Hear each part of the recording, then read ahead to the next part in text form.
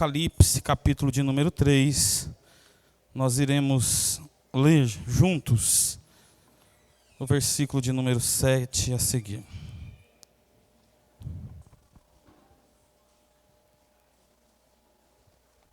Diz-nos assim o texto sagrado, Apocalipse, capítulo de número 3 e o versículo de número 7.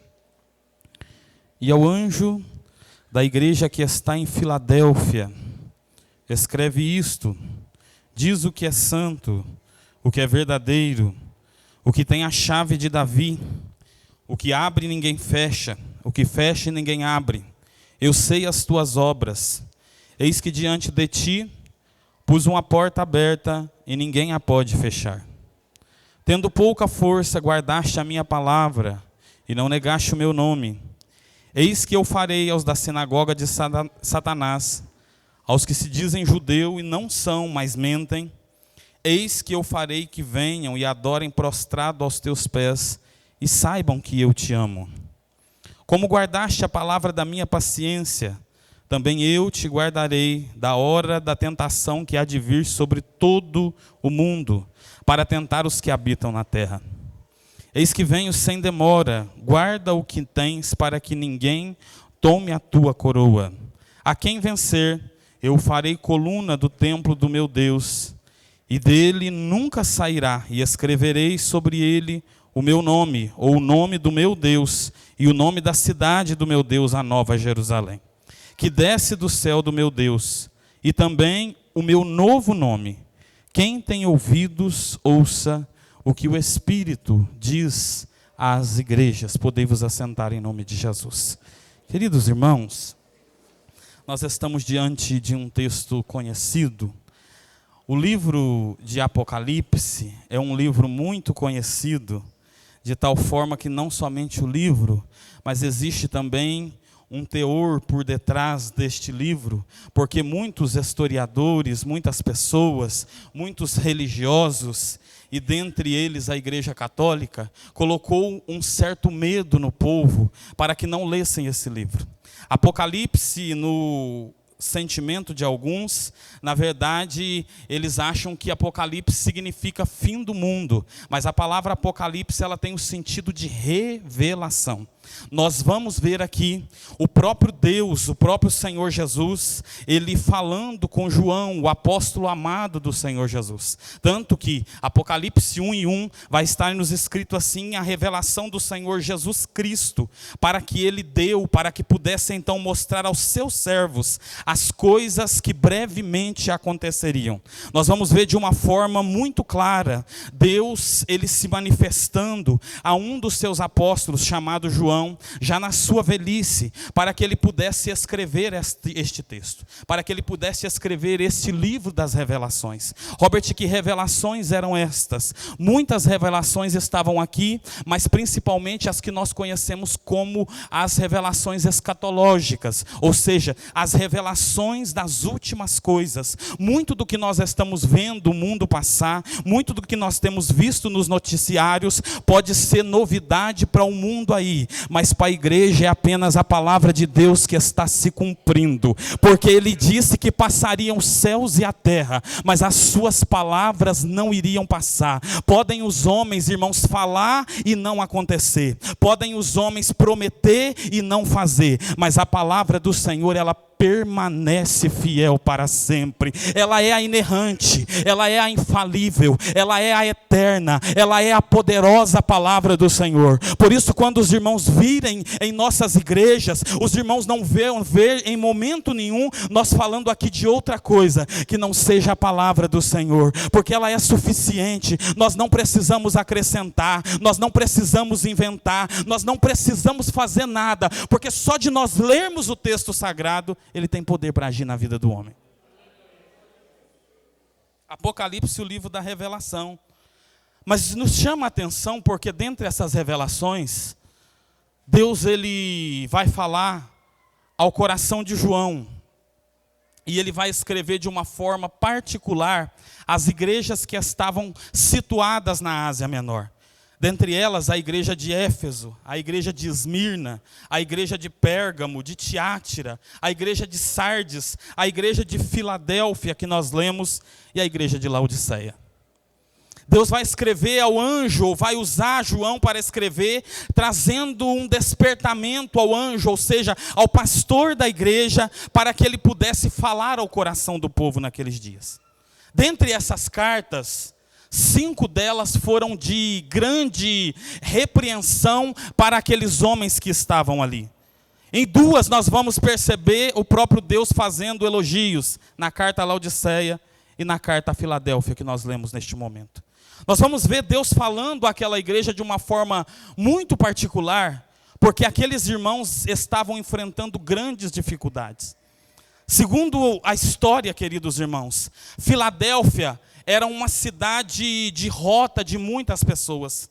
Era uma cidade que era a porta, era a abertura, era o princípio para que os homens entrassem naquela região chamada de Ásia Menor. E todas as vezes, então, que alguém quisesse se dirigir a uma daquelas igrejas, ele possivelmente teria que passar dentro de Filadélfia, para que ele pudesse, então, posteriormente, chegar às outras cidades. Robert, eu não consegui entender. Era como se Filadélfia fosse Cássia. Se alguém desejasse ir nas outras cidades, por exemplo, Delfinópolis, ele precisava antes passar dentro de Filadélfia, para depois, então, ele poder continuar a sua caminhada. Aquela cidade, queridos irmãos, era muito conhecida por causa disto, a ponto de a teologia dizer assim, que ao redor de Filadélfia era algo muito lindo, porque as pessoas ficavam vislumbrados por causa das vinhas que estavam plantadas juntos daquela cidade. E dentro daquela cidade existia uma terrível idolatria a um deus chamado Dionísio. Aquele deus era o deus do vinho. E quem foi na escola lembra em algum momento deles falando a respeito deste deus. Porque eles acreditavam que aquele deus chamado Dionísio, ele seria então o ajudante para que a vinha produzissem e assim houvesse então alegria na cidade de Filadélfia. Até o momento que a história vai nos dizer assim, que houve na cidade próxima ali chamada Sardes, um grande terremoto. E aquele terremoto então ele veio e destruiu praticamente a cidade de Sardes, de tal forma que nós vamos ver que quando Jesus fala ao anjo daquela igreja, ele vai falar que ele reconstruiria, ele fortaleceria aquela igreja outra vez. Mas na igreja de Filadélfia nós vamos perceber que Jesus vai usar uma tipologia muito clara para poder representar o que ele queria daquele povo. Robert, o que é isso? Jesus, irmãos, ele nunca quis complicar as coisas, muito pelo contrário, ele quis descomplicar. Jesus, quando ia falar aos seus discípulos, ele vinha com uma mensagem muito clara, uma mensagem muito simples, uma mensagem muito corriqueira. Por isso nós vamos ver Jesus falando da vinha, por isso nós vamos ver Jesus falando a respeito das plantas, da figueira, da videira e outras plantas mais. E Jesus vai usar esse fato, o fato de Filadélfia ser a porta de abertura da Ásia Menor, para poder agora falar ao pastor daquela igreja. E ele começa o texto dizendo assim: e ao anjo da igreja que está em Filadélfia, isto diz o que é santo. E eu quero abrir aqui o primeiro parênteses para nós podermos refletir nessa noite. Deus sempre, irmãos, se utilizou de coisas muito simples para poder falar com o seu povo, para poder agir no meio da sua igreja. Mas da mesma forma que Jesus usou do evangelho e da sua simplicidade, o evangelho ele é tão poderoso que ele está falando ao meu coração, ao seu coração. Existem pessoas aqui no nosso meio que frequentou apenas 1, 2, 3 anos, às vezes, da escola.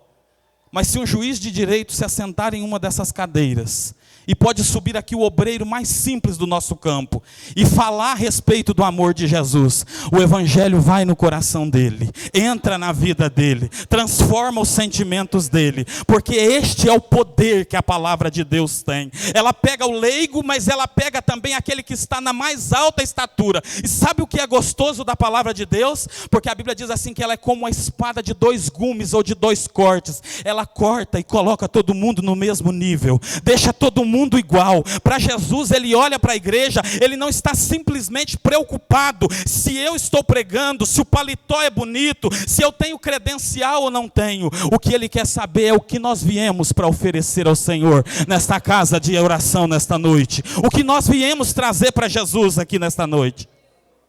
Robert, eu vim receber, mas culto é dar, culto é entregar, culto é oferecer. Desde o princípio, o pastor está nos convidando, o dirigente, as irmãs estão nos fazendo um convite para que nós possamos prestar o nosso culto em adoração ao nome do Senhor Jesus. Irmãos, eu já vi muita gente, em momentos de desespero da sua vida, buscar em alguns lugares e não obter resposta. Mas eu nunca vi dizer que um crente foi para a presença de Jesus e clamou pelo nome dele e não obteve resposta, porque Jesus, ele é fiel para ouvir todos aqueles que ele clamam. A Bíblia diz: clama a mim e responder-te-ei, anunciar-te-ei coisas grandes e firmes que não sabes.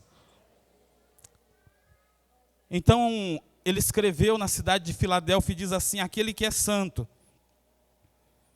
O evangelho alcança todos, não simplesmente por causa de quem às vezes faz a obra do Senhor, irmãos, mas por causa do caráter de Deus, por causa do poder de Deus, por causa dos atributos de Deus, e entre os atributos de Deus está o primeiro.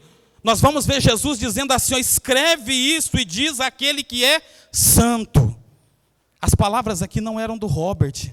As palavras aqui não eram de alguém que tinha influência na sociedade. As palavras aqui não eram do imperador naqueles dias, que era César. As palavras daqui eram do dono da igreja, que é o Senhor Jesus Cristo. É por isso que nós estamos aqui nesta noite. Robert, por quê? Porque se passaram quase 2000 anos, e o Senhor Jesus, que é santo, está aqui nesta noite, falando ao meu coração, falando ao seu coração. Ele está aqui nesta noite fortalecendo a nossa alma. Ele está aqui para nos despertar, e nós precisamos entender, queridos irmãos, nós ouvimos isto nesses dias, nós estamos vivendo a última hora da igreja.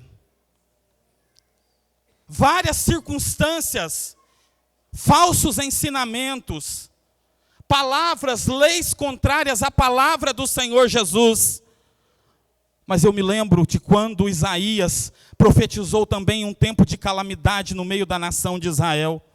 Uzias havia morrido, e o capítulo 6 e o versículo de número 3 vai nos dizer assim, que quando Isaías chega no templo, ele então viu que os serafins, eles ministravam diante do Senhor, e aqueles serafins, eles tinham 6 asas, com 2 eles cobriam seus pés, com 2 eles cobriam seus rostos, com 2 eles voavam, e um clamava para o outro dizendo assim: santo, santo, santo é o Senhor dos exércitos. O outro serafim dizia assim, ó: santo, santo, santo é o Senhor dos exércitos. Queira o mundo ou não, nós não vivemos aqui, irmãos, como que perdendo tempo. Nós estamos aqui em nome do Santo dos Santos, o Senhor dos exércitos, o dono da igreja, o Todo-Poderoso, o Santo de Israel, aquele que faz, que opera, que transforma, que cura, que faz milagres. Ele está aqui nesta noite, querido irmão.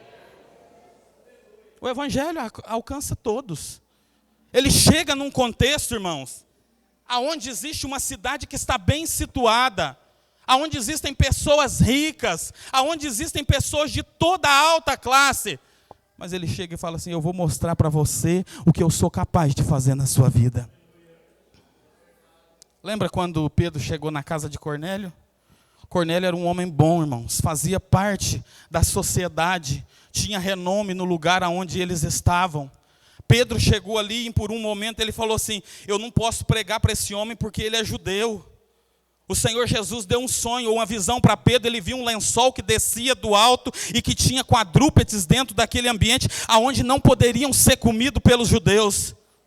Quando Pedro vai relatar a respeito disso, Lucas escreve no livro de Atos e diz assim, que Pedro dissera: quem era eu para que pudesse resistir ao poder do Senhor na minha vida? Sabe por que ninguém pode resistir ao evangelho? Quando nós pregamos ele na autoridade do Espírito Santo de Deus, quando nós falamos do amor de Jesus. Por isso não adianta brigar, por isso não adianta querer ser bravo, por isso não adianta falatório. O que nós precisamos é ir aos pés do Senhor Jesus Jesus e crer que o Evangelho continua mudando vidas, crer que o Evangelho continua transformando pessoas, queridos irmãos. Hoje é dia da Bíblia no nosso país, é comemorado hoje. E nós não podemos passar por cima disso como se fosse mais uma data. A Bíblia é a palavra de Deus, queridos irmãos. A Bíblia é Deus se revelando aos homens. A Bíblia é Deus dizendo assim: eu estou assentado no mais alto e sublime trono.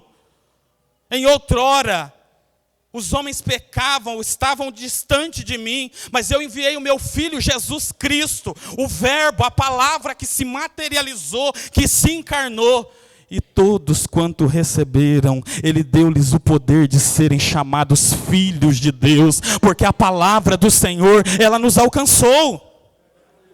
Aí ele continua dizendo assim, Ele não é somente santo, Ele disse assim, Ele é também o verdadeiro. Robert, o verdadeiro por quê? Porque Ele é o Filho de Deus. É aquele que aonde nós quisermos, queridos irmãos, nós podemos procurar, mas nós não acharemos nele imperfeição. É aquele que a Bíblia diz assim, que se nós conhecermos Ele, e conhecereis a verdade que é Jesus, e a verdade vos?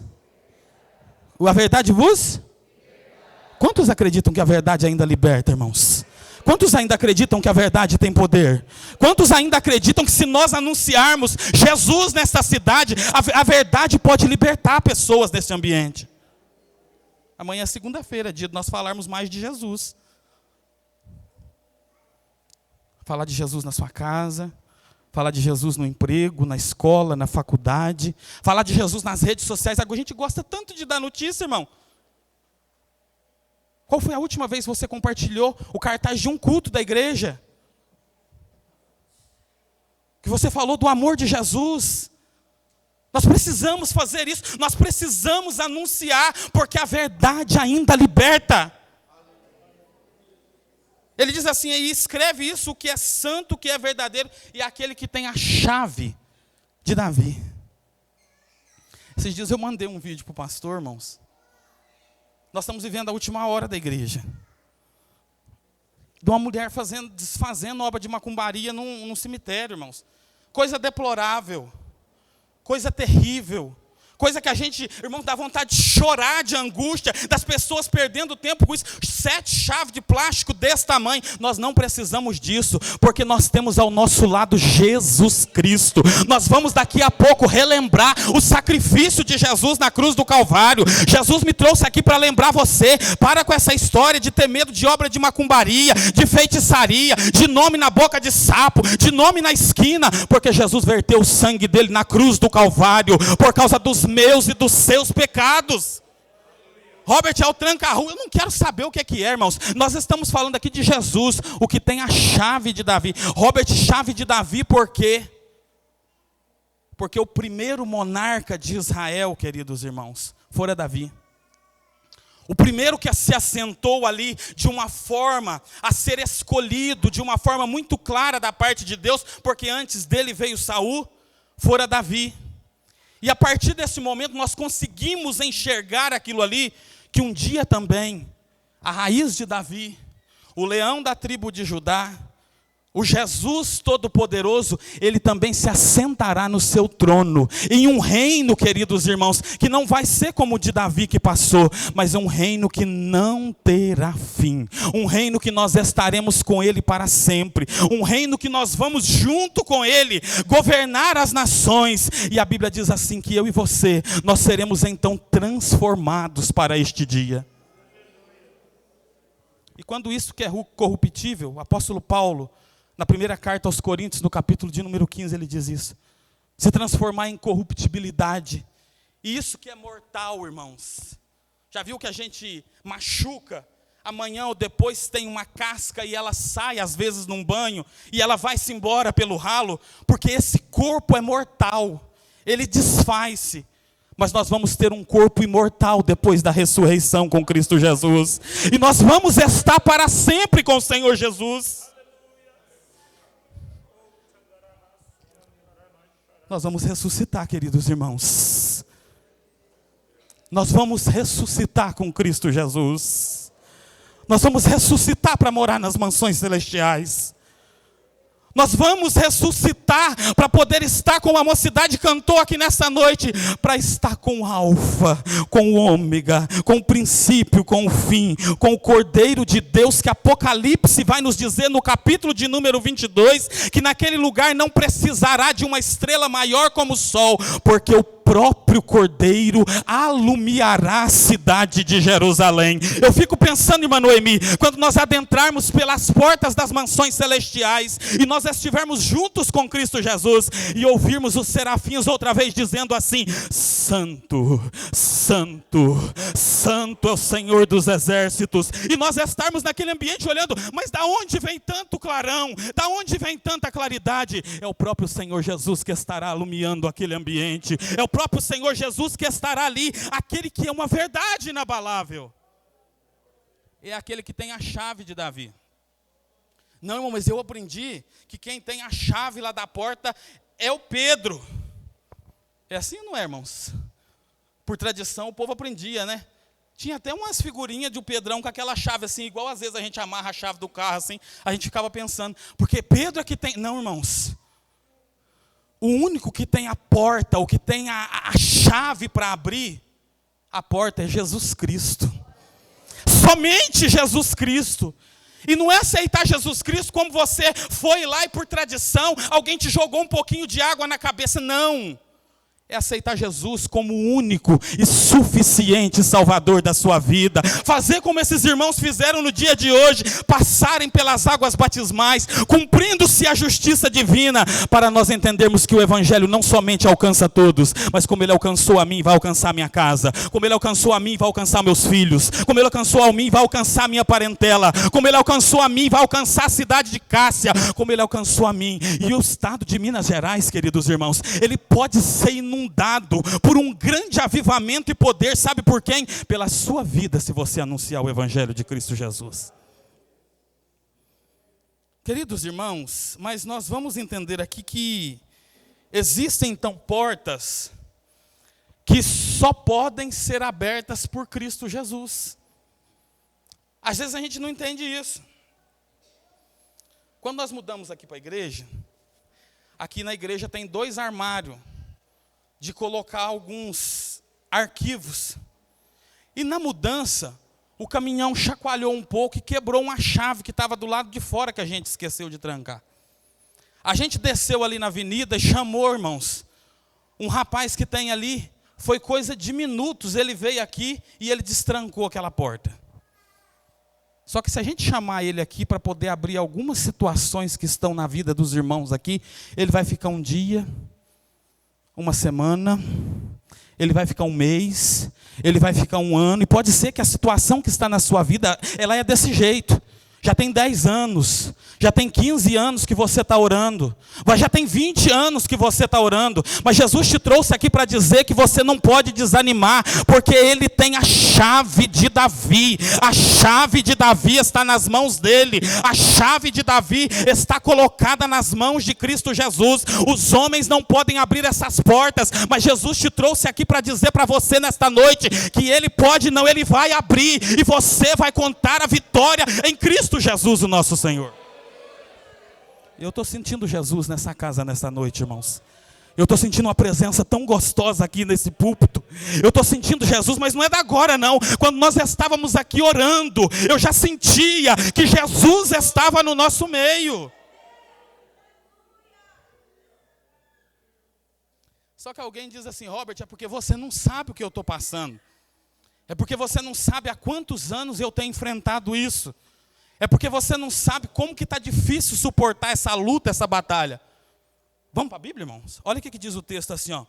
Eu sei as tuas obras. Versículo 8. E eis que diante de ti eu pus uma porta aberta, e ninguém a pode fechar. Tendo pouca força, guardaste a minha palavra e não negaste o meu nome. Queridos irmãos, olha aqui. Jesus conhece a tua estrutura. Jesus sabia. Ele olhava para aquela situação, a cidade era conhecida por causa das grandes rotas que existiam ali. Só que quando Jesus olhou para a igreja, ele falou assim: mas a minha igreja naquele lugar, ela é uma igreja fraca. Porque Jesus, ele não conhece a gente só quando a gente está aqui nesse púlpito.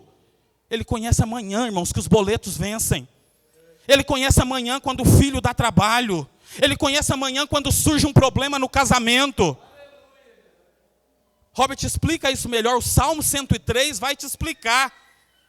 Quando o salmista vai enaltecer o Senhor através de um cântico, e ele vai dizer assim: bendize a minha alma ao Senhor, e tudo que há em mim bendiga o teu santo nome. E no decorrer dos versículos, a Bíblia diz assim que ele se lembra que nós somos pó. Querida irmã, Jesus conhece a tua estrutura. Querido obreiro, Jesus conhece a tua estrutura. Querido jovem, Jesus conhece a tua estrutura. Ele sabe que está difícil. Ele sabe que você não tem mais força para vencer. Mas Ele te trouxe aqui nesta noite para renovar as tuas forças. Para você sair dessa porta para fora dizendo: eu vou vencer em nome de Jesus. Nada vai me parar em nome de Jesus. Eu vou prosseguir em nome de Jesus. A vontade do inimigo da nossa alma é que a gente nem estivesse aqui nesse culto de ceia hoje, irmãos. Deus, ele conhecia o estado daquela igreja. Ele não conhecia só o estado da igreja como prédio. Ele não conhecia só o estado litúrgico do culto do domingo. Ele conhecia a estrutura financeira, ele conhecia os departamentos, ele conhecia a estrutura eclesiástica daquela igreja. E ele também me conhece, ele também conhece você. Ele sabe o quanto tem sido pesado, ele sabe o quanto você tem sofrido. Mas ele te trouxe nesta noite para falar com você: eu te fortaleço, eu te sustento. Robert, mas por que nós vamos ser fortalecidos? Por causa da gente ser bonitinho, não, irmãos. Na verdade, a gente até... Se a gente não achar, quem vai achar, irmãos? Bonitinho nada, é lindo, pastor Humberto. Só que quando eu olho para isso aqui, sabe o que fazia aquela igreja vencer? Jesus estava dizendo assim: ó, eu sei que tu tens pouca força. Só que tem uma coisa, eu também sei que você tem guardado a minha palavra. A origem dessa palavra aqui, irmãos, não é guardar simplesmente de esconder. Não é guardar aberto no Salmo 91. Não é guardar e lembrar dela só no domingo, na hora de vir para a igreja. O estado que o Senhor estava usando João para escrever era o seguinte: vocês precisam conservar a minha palavra. Robert, conservar, o que é isso? Deixa eu tentar explicar.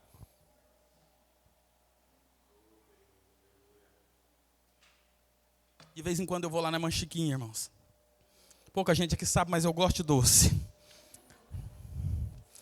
Esses dias eu cheguei na Manchiquinha, estava fazendo um doce de figo. Estava vindo o cheiro, irmão. Pegando ali na Coronel Saturnino Pereira e andando ali para ali afora, assim, lá no Santa Efigênia. E o cheiro estava muito gostoso. Só que quando eu cheguei lá, a Manchiquinha estava lá para o fundo e ela falou assim: eu estou fervendo os vidros. E eu gosto de ferver os vidros. E ela me falou que além da água, ela coloca mais alguma coisa lá para poder, quando ela tampar aquele doce, irmãos. Esses dias eu fui lá e tinha doce de figo do ano passado, conservado dentro da compota. Outra explicação. Os irmãos mais antigos vão se lembrar que quando o pai matava uma vaca, um boi, alguma coisa, ele pegava aquela carne e não tinha geladeira dessas bonitas que as irmãs gostam hoje, que já veio até invertido, congelador aí embaixo, para não precisar de agachar. E sabe o que acontece? As irmãs, quando chegam ali, já está conservado porque está gelado. Mas antigamente, as irmãs tinham que cortar a carne, tinha que retalhar, tinha que passar sal, quando não colocava sobre o fogão também para conservar. Aí tem gente que vem para a igreja, aceita Jesus, ouve a mensagem uma vez e fala assim: pastor, domingo do outro mês na ceia, conta comigo que eu estou aí. 30 dias, irmãos. Não quer ter trabalho de vir para a escola dominical.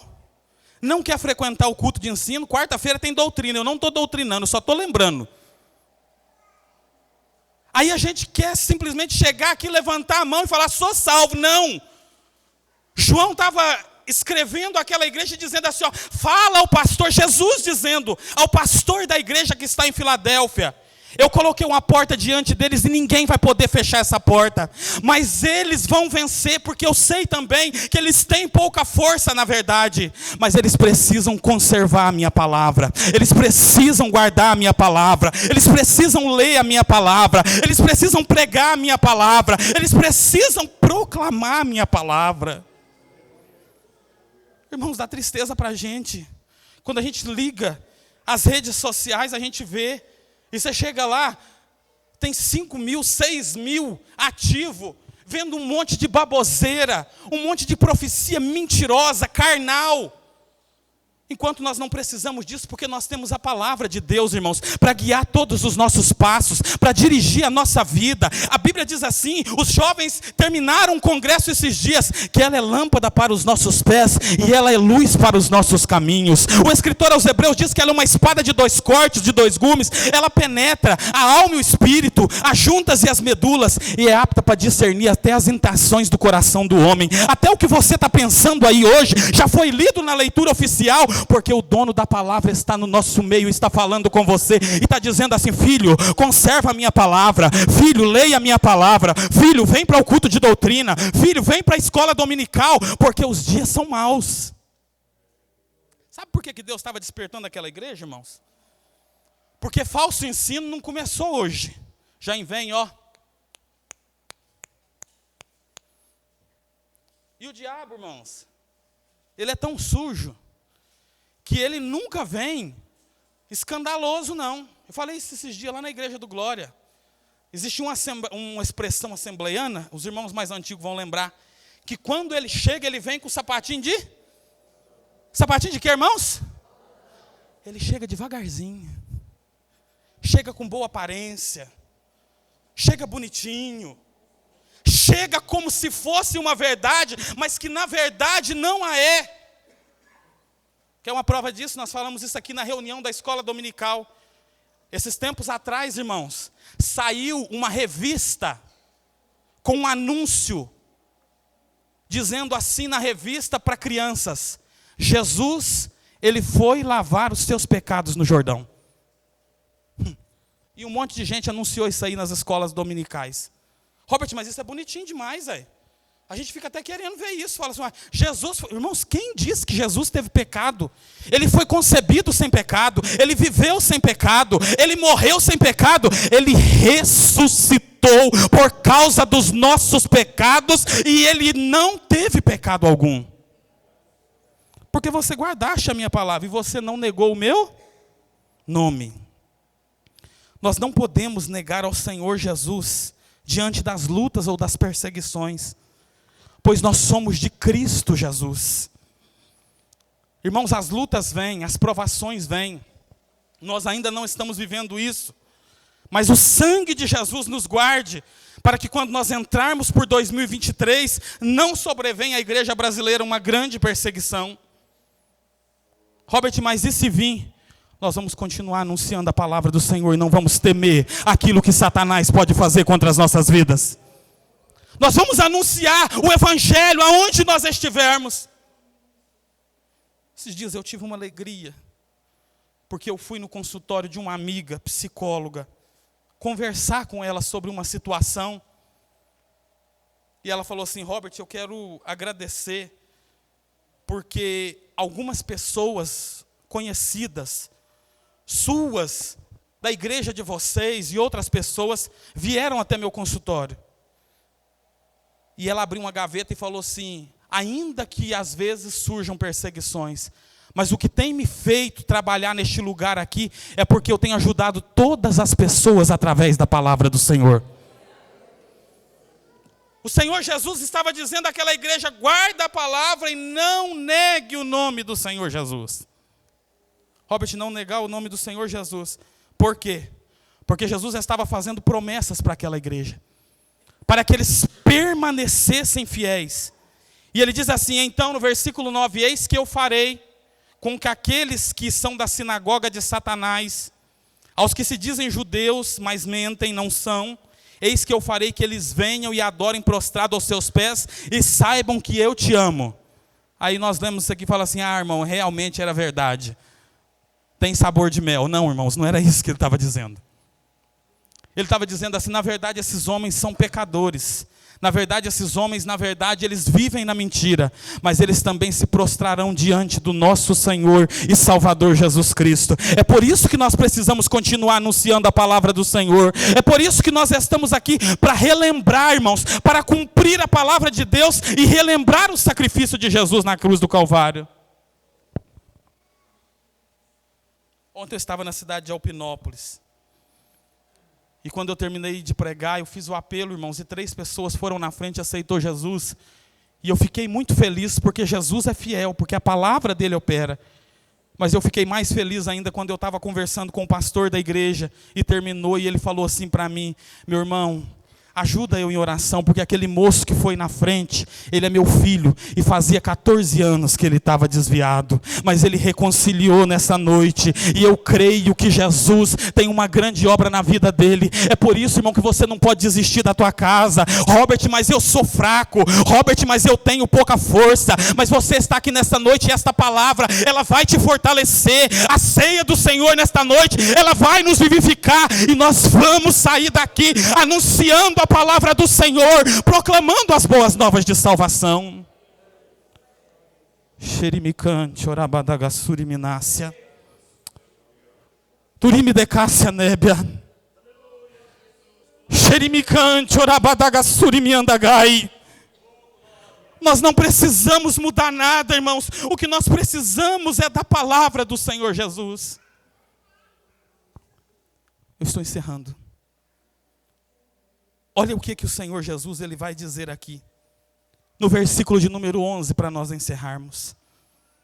Eis que venho sem demora, guarda o que tens, para que ninguém tome a sua coroa. E aqui está uma outra promessa, irmãos, que o mundo não vai conseguir roubar da igreja.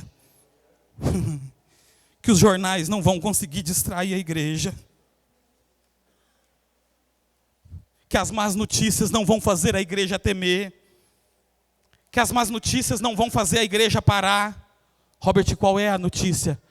É que Jesus virá para buscar a sua igreja. Nós cantamos agora mesmo. Jesus sim vem completamente restaurar o mundo que se arruína sem parar.